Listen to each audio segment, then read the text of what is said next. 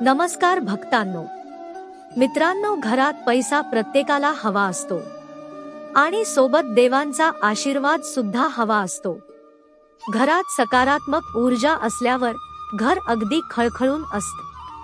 घरात सकारात्मक ऊर्जेमुळे घरातील सदस्य देखील निरोगी राहतात.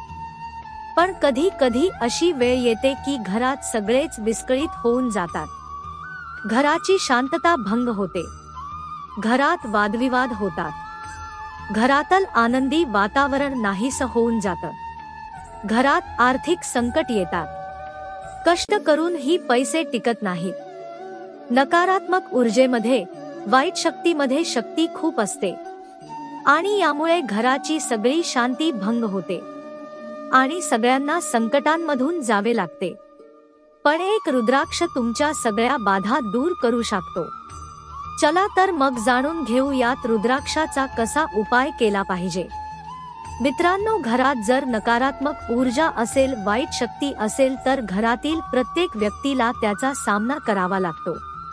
वाईट शक्तीमुळे घरावर बरीच संकटे येतात. घरातील लोकांच्या आरोग्यावर वाईट परिणाम येतो. यामुळे आर्थिक संकटांना सुद्धा झेलावे लागते. पण या सगळ्यावर फक्त एक रुद्राक्ष तुमचे नशीब बदलेल. हो, एकमुखी रुद्राक्ष तुमचे भाग्य उजळेल. रुद्राक्ष हे खूप पवित्र गोष्ट आहे.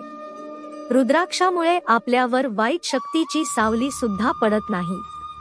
रुद्राक्ष एक आयुर्वेदिक औषधी वनस्पती आहे. याच्या फळापासून जपमाळ बनवितात.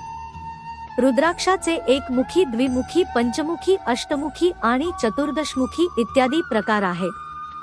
तुम्हाला एकमुखी रुद्राक्ष घ्यायचा आहे, पण तो रुद्राक्ष ओरिजिनल असला पाहिजे. कारण आजकाल बाजारात बरेच खोटे रुद्राक्ष उपलब्ध आहेत. म्हणून एकमुखी रुद्राक्ष घ्या आणि तो रुद्राक्ष तुमच्या स्वतःच्या गळ्यामध्ये धारण करायचा आहे. हा रुद्राक्ष तुम्ही धारण केल्यानंतर कोणतीही वाईट बाधा असो, नकारात्मक ऊर्जा असो, ती तुमच्या जवळ सुद्धा येणार नाही. याचा कोणताच वाईट प्रभाव तुमच्यावर पडणार नाही. जो व्यक्ती रुद्राक्ष धारण करतो त्याला साक्षात शिवाचा अवतार मानले जाते. पण एक महत्त्वाची गोष्ट लक्षात घ्या, तुम्ही जर रुद्राक्ष गळ्यात धारण करत असाल तर तुम्ही मांसाहार करू नका. कारण रुद्राक्ष ही खूप पवित्र गोष्ट आहे. मित्रांनो, हा उपाय केल्यानंतर काही दिवसातच तुम्हाला चांगला बदल जाणवेल आणि घरात नेहमी सकारात्मक ऊर्जा टिकून राहील. तुमच्या शरीरामध्ये एक वेगळ्याच प्रकारचे चैतन्य दिसून येईल. तुमच्या मनामध्ये जी भीती आहे ती भीती देखील निघून जाईल.